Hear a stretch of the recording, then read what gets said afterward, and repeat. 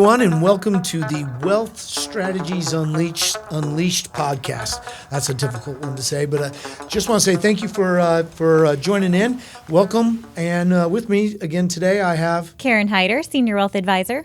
And Mike Alexander, Chief Investment Officer. All right, so today what we're going to talk about, a big question that we hear a lot, and a lot of times when you're searching the interwebs, people are wondering, is wealth management worth it? Is working with a wealth management advisor worth it? I would say absolutely it's worth it.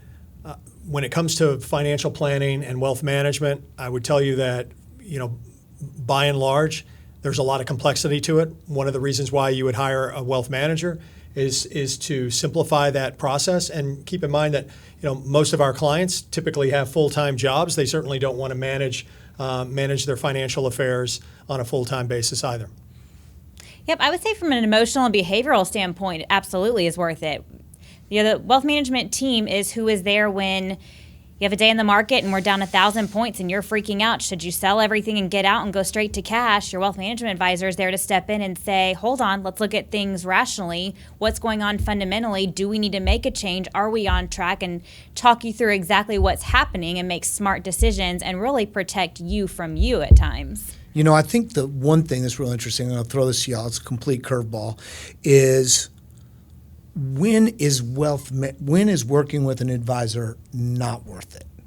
Because I definitely have an opinion on it, but I'd like to see when is it not worth it to work with a financial advisor or a wealth management firm? Yeah, I think when it's not worth it is when you're taking all of your information and your guidance from the media, if you will. I mean, I think you have to keep in mind that most media outlets really are trying to capitalize on fear and greed, and they tend to call the capital markets much the way someone would call a sporting event. And so, when it comes to managing wealth, you're thinking a lot more long term.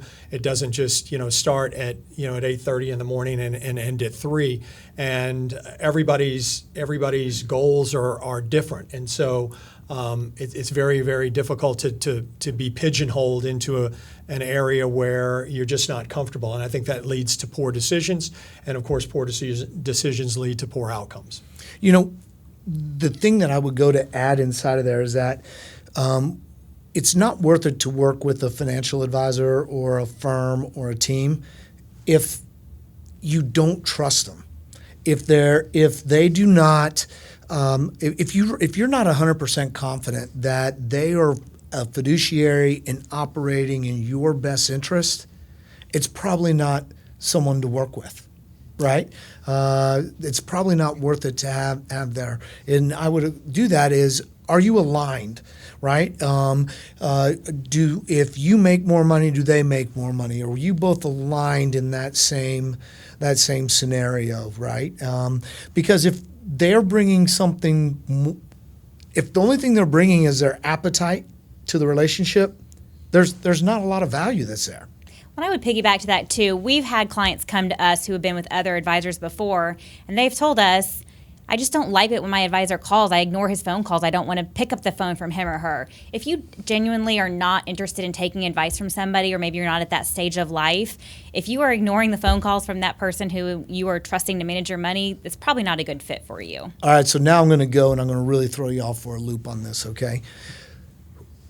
Think of a story around a situation where, and I've got one in my mind, but I'm curious what y'all have to say, where there's a client that when we very first go to meet with them, they come in and they're completely shut down and they say, I want to do this all myself. I'm really, really good at it, and this is where it is. And through that conversation with them, what they find is that there's value. Where can you think of a scenario or a story where it's like that? Yeah, I mean, one that comes to mind is just, is meeting with a husband and wife and talking about their family and finding out that, for the most part, that the husband has been handling most all of the financial affairs the entire time. And while I think he really would like to hand over some of the control of that, or some of the decision-making process to his wife, just in case, something were to unfortunately occur, I think she's been a little bit reticent to do that. And I think, one of the things in sitting down with them is just having her understand what it is that we're trying to accomplish and letting her develop her own relationship with us. And this is just something that they didn't have with their previous advisor. The previous advisor essentially directed everything towards the husband and really didn't bring in the spouse to many of the conversations. And so I think she kind of felt a little bit left out. And I think the husband found it very, very refreshing that we were able to really integrate both of them into the conversation so that he didn't feel like he was kind of alone in that. And I remember that conversation. And when the thing that was interesting is that you could tell is that when that happened was because we were concerned about what her goals were and what she wanted to happen and what was keeping her up at night. And when she felt like she was heard and we were listening and this is how it is, then that's when the light kind of went off and you knew that, okay, well, we'll do a bang up job, get this done, and we're going to have a good long-term relationship. Mm-hmm. For me was a scenario where a lot of times engineers are extremely detail oriented, and this family, the person who primarily handled it was an engineer. He handled every single one of the details, was very, very focused on that, and this is how that scenario was, and he was like, I can handle this. I can do all this. And when it came to sitting down and saying, okay, you're going to retire, how much money do you need? Well, it's about this much. Hold on, you're an engineer. You should know better. You have that down to a detail. Questioning him, peeling back the onion, finding out exactly what he needed, what the bare minimum was, what would be nice, and what's kind of the dream type scenario, and determining that. But then after we went through the planning process to be able to sit down with them and say, remember how you said this, then we were able to make a big impact because he would not have been able to follow that same type. He was completely unaware of those types of strategies of how to get there. We had one a while back, actually, who came to us. I don't think he had any interest in actually having anything done. Like you said, he was very closed off, just wanted to make sure he was on track. I think the intention was sit down with us, give us the time of day, and then walk out. We'd probably never see him again. Ended up showing him a plan of exactly where he was, walking through some details he hadn't thought of before, and I think at one point he was considering possibly not retiring just yet, working a little bit longer after we showed him that, hey, retirement is possible here. Here's what it looks like if you were to do that. And showed him the plan of how we would do it. He, like you said, kind of did a 180, showed all his cards, laid everything out there, and basically wanted to retire tomorrow and walk through and have us manage everything. So, yeah, that was an interesting one. As you go through and you think about what is wealth management and why would you work with a financial advisor, the reality is that Tiger Woods has several coaches, whether it's a putting coach or a swing coach or a diet coach or a mental coach, right? Or you go and you think about whoever star athlete, Tom Brady, Michael Jordan, they all had these coaches. Mm-hmm. Don't you think that's kind of a role that we're in to a certain extent? Mm-hmm. There's a lot of times we say, I know this is such a buzzword in the financial industry, but we often say we are a quarterback for that exact reason. There's a lot of things that we kind of spearhead for people and help them connect them to different facets of people that they need, as well as just kind of help guide them in financial as well as other decisions throughout their life. We kind of take that center. Yeah, and just to dovetail on that, I think our money can be highly emotional. And one of the things that we're tasked with doing is really bringing the logic to that as well. So it doesn't mean that that people can't be emotional about money. They always will be, just like they are with family. But when it comes to financial planning and managing according to plan, sometimes you have to kind of take a step back from that. And I think we help clients do that and keep their eye on the ball so that they can accomplish their goals. Mm-hmm. Yeah, I think that the proper relationship that you have really all has to be, if I am the client, I have to have full confidence that they want me to be able to hit my goals. And I got to tell you, that's where the greatest satisfaction is.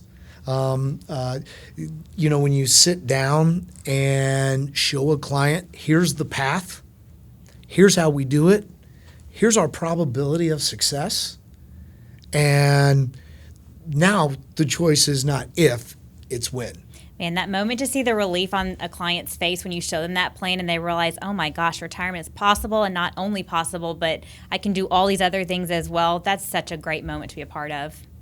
Absolutely. I'll just, I would just say that I can remember this from a client years ago who said, Mike, I don't want to just be alive. I want to live. And if you can help me do that, I would greatly appreciate it. And so, it's just that kind of that moment of like reflection where you look back and say, she really was onto something. And so very, very important. Right. So one of the questions that you kind of go through to think about it and whether or not wealth management is worth it is that if you had to go through to just kind of at a very high level say 100% this is a big reason why wealth management is worth it, what would you say, Mike?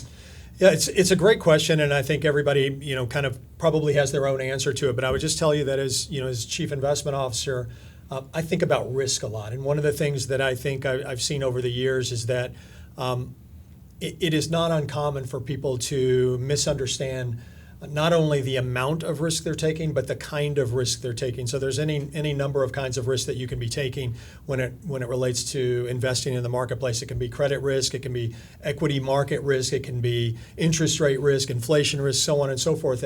And what I find and what I found over the years is that it's very, very easy to get to lose sight of how much risk you're actually taking within a portfolio. And one of the reasons why you hire a wealth manager is so that you have somebody actually, minding the store, if you will, and that has an understanding of what's happening in the marketplace, but also how does that relate to your portfolio? How much risk am I taking? Is that something that makes sense relative to where I am in life? And I would say that there has to be a lot of flexibility, right? Because if you're, if you start working with us when you're 40 years old, your tolerance for risk is going to be significantly different by the time you're 55 years old.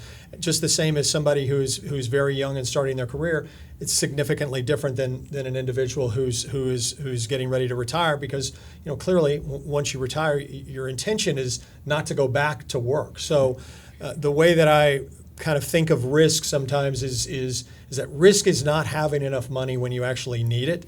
And maybe that's the easiest way to think about risk. Yep, to answer that, I feel like you have to ask the question that nobody wants to think about or address, but what if something happens to you?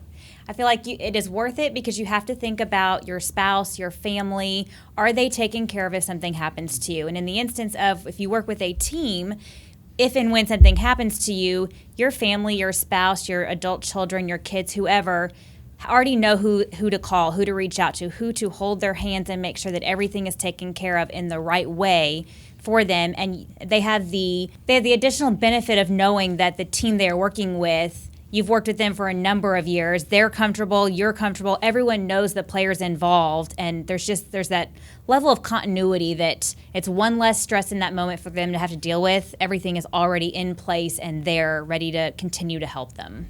Yeah, I would say, is wealth management worth it? I can go through and think about the scenario that goes through and fits all of these, right? But the one that comes to mind, and a story that I think about a lot, was sitting across from two clients, husband and wife, and husband and wife had moved from a small town in East Texas to Houston because his job moved, but it wasn't because he got transferred. It was because he didn't have a choice, and this is where the job was going. And so they moved, and the reality was that they had a significant amount of assets in their retirement accounts, but they didn't know how to tap them. And the real thing was that he was actually working two jobs and mowing yards on weekends just to make ends meet. And they didn't know which way was up, but they knew they had these assets. They didn't know how to get at them. Mm-hmm. And to go and sit and find out what was important to him, if money wasn't an object, what would he be doing? And to find out that what he really wanted to do was go and be a nurse and not work for this company anymore and go get training and be a nurse, and to be able to sit across from him and say, I think I can build a plan that we can make that happen. Let me explain to you how this is. And then say, let me go back and run the numbers, sharpen the pencil, fire up the calculator, just to be sure, but I think we're going to have something. And to be able to go and sit down and just to see that sigh of relief of being able to say, hey, this is where we go and do it.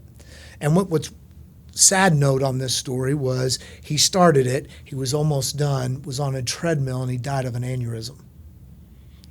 He was just about ready to graduate, but he died of an aneurysm. The reason why I say what was good was that I was able to tell his wife, who she knew, and she knew this already, was that you don't have to worry. We don't have to make any decisions right here. We've got it covered. That was number one.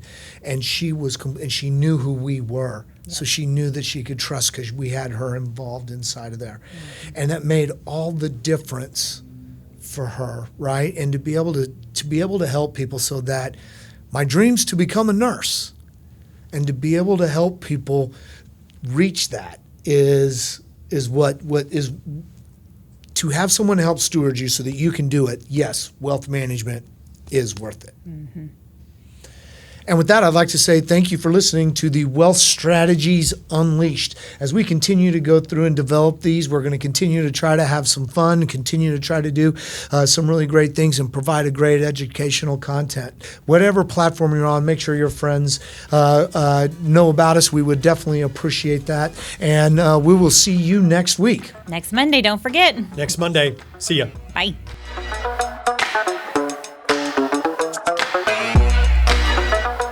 All right, so let's take care of some legal stuff.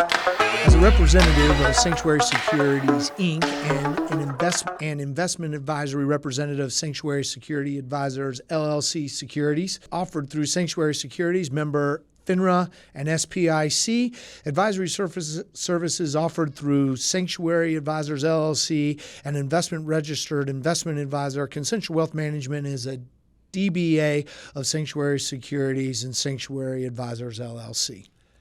This podcast is for informational purposes only and is not intended as an offer or solicitation with respect to the purchase or sale of any security.